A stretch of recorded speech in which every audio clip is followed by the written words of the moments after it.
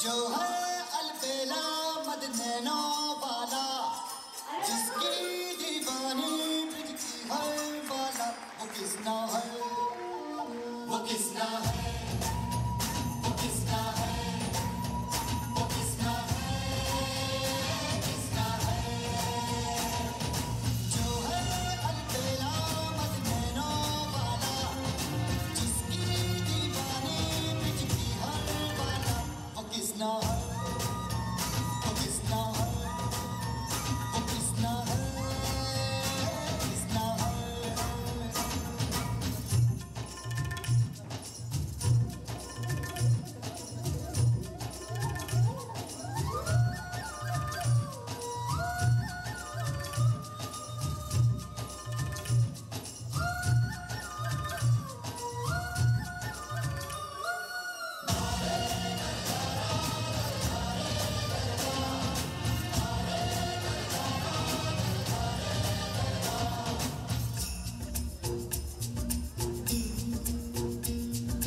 प्यार में डूबी प्यार में खोई, प्यार की धुन में जागी न सोई। प्यार में डूबी प्यार में खोई, प्यार की धुन में जागी न सोई। दुनिया से है वो अनजानी, सब कहते हैं प्रेम दीवानी। किसना से मिलती है फूल के हर बंधन, हो किसना की माला की जपती है वो जोगन।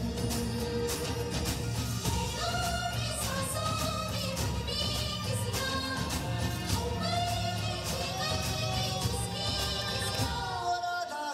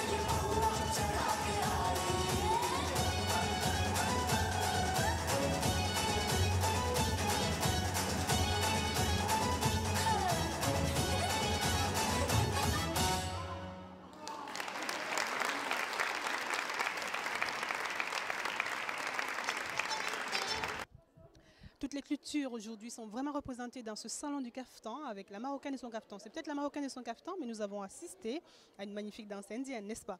Vous avez apprécié. Donc, on va dire que l'Orient dans son ensemble, avec un grand O, a été représenté ici ce jour. Je suis avec Sabrina, une des représentantes des perles de Jaffna. Des Jaffna qui ont dansé tout à l'heure, presté, c'était super. J'ai bien aimé, j'espère que vous aussi, j'attends vos messages impatiemment. Bonjour Sabrina. Bonjour. Vous êtes vice-présidente donc de cette association qui est complètement composée d'amateurs, mais pourtant quand je vous vois danser, attention quoi. Alors présentez-nous un peu votre association et surtout l'objectif des perles de Jaffna. D'accord. Mais écoutez, déjà, merci beaucoup pour le compliment parce que c'est vrai qu'il y a beaucoup d'heures de répétition. Ce niveau ne s'obtient pas comme ça en un claquement de doigts. Ouais. Et notre objectif, en fait, c'est tout simplement de danser déjà. Ouais. On est avant tout des danseurs et on adore la danse indienne. Exactement. Et c'était l'occasion de se produire toujours plus, d'acquérir de l'expérience parce que c'est ça qui fait qu'on est de plus en plus fort et qu'on vous donne des prestations de mieux en mieux et de qualité. Du coup, on s'est créé il y a 3-4 ans maintenant. À l'issue en fait de 2-3 représentations où on nous demandait de plus en plus et on a dit on va créer une structure, on va recruter les gens qui ont envie de danser avec nous et voilà. Donc on répète très régulièrement et on participe à des événements privés, publics, voilà. Et on essaye de transmettre l'amour de la danse indienne, du Bollywood en général parce que c'est ça qui en ressort.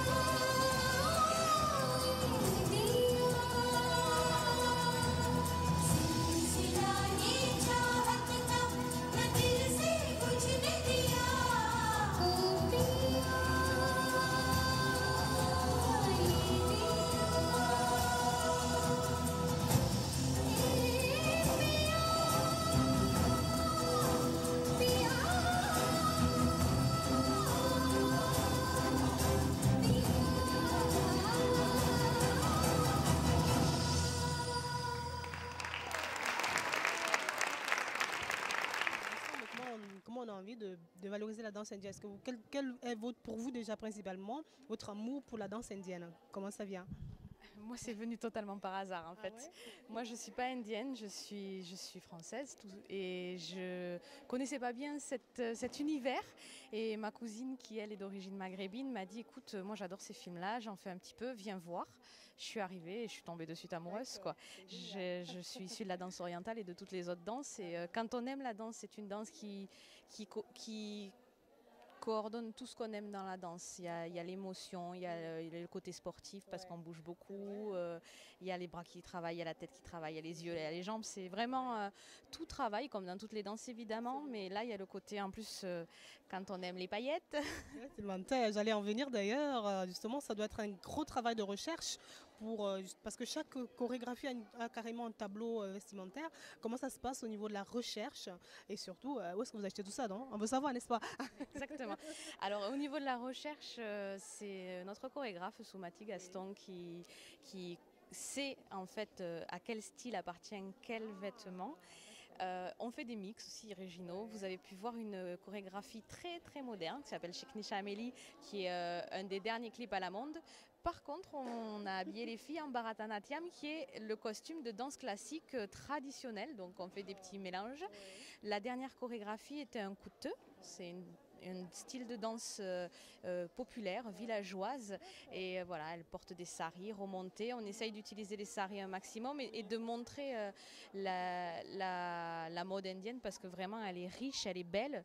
Elle se perd comme partout parce que l'Inde se modernise et puis elles sont comme nous, en jean et en basket. Donc voilà.